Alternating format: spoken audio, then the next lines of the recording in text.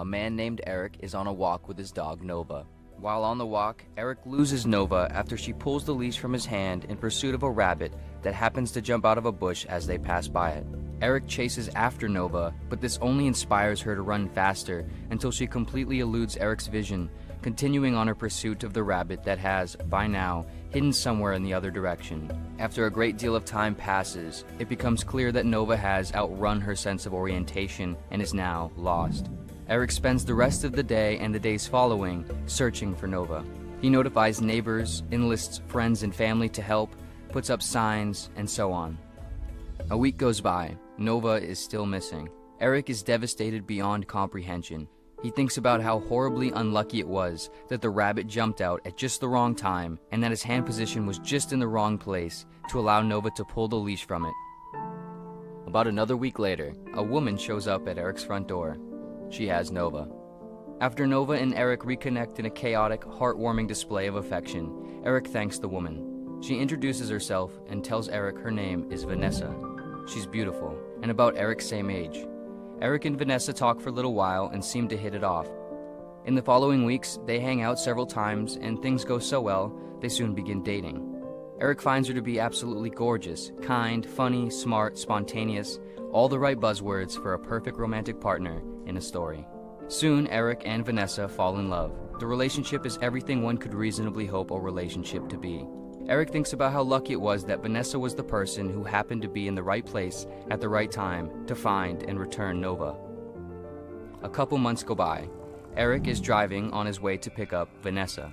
While driving, unless he saw a cute girl on the street, broke the leash, right? So she runs into the dog, and he eclipses and goes home. And the girl finds the tag of the dog and the dog, and it goes to his house. Ding dong, boom. The girl went to his house to say hi. Boom! Boom! through an intersection, Eric is T-boned at full speed by a driver who distractedly runs a red light coming from the perpendicular side street. Eric is knocked unconscious as he and his car are sent in a thrashing 1080-degree spin. An hour or so later, Eric finds himself in a hospital. A doctor informs Eric of what has happened and explains that he has suffered a severe head injury and that they will need to run some immediate tests as well as a brain scan to determine the severity and if there's any chance of permanent brain damage or internal bleeding. As his consciousness begins to more clearly return to him, Eric thinks about how unlucky he was to have been going to get Vanessa in the exact direction at that exact time.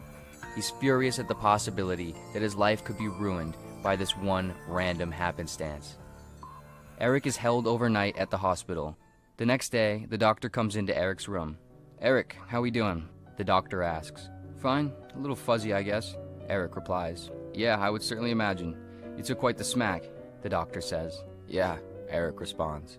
"So, I've reviewed the CT scan, and I have some bad news, and I also have some good news."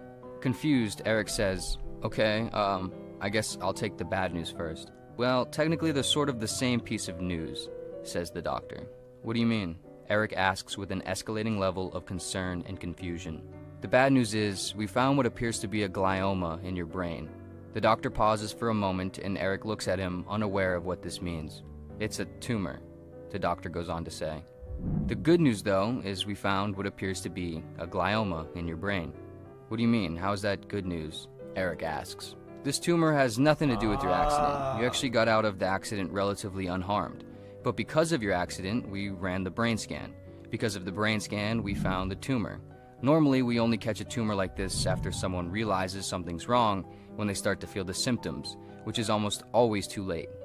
Because we found the tumor right now, though, we caught it while it's still benign before it became malignant and grew into any other areas of your brain, which in almost all cases becomes fatal. Since it's still in this stage, though, we should be able to remove it almost entirely without any issue. Eric, in a weird way, this car accident basically saved your life. So I guess, sort of good news disguised as bad news," the doctor concludes. Eric starts to feel a weird, visceral, tingling sensation and becomes slightly disoriented.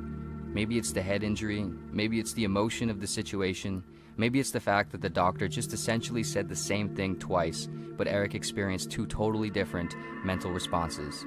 Maybe it's everything.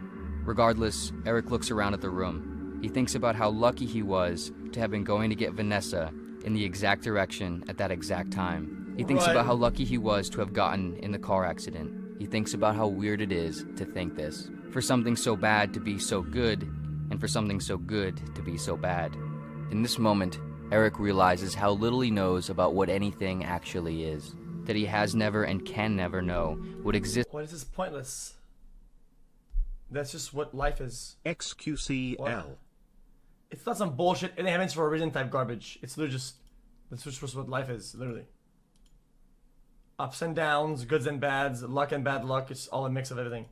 On the other side of anything that happens to him or because of him, no matter how good or bad, lucky or unlucky any of it might seem. Eric feels a strange, paradoxical sense of helplessness and liberation. About a week later, Eric undergoes brain surgery to remove the tumor.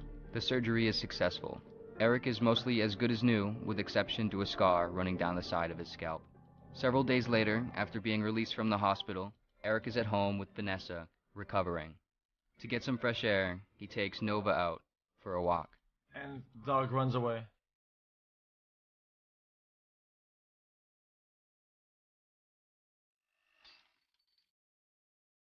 What?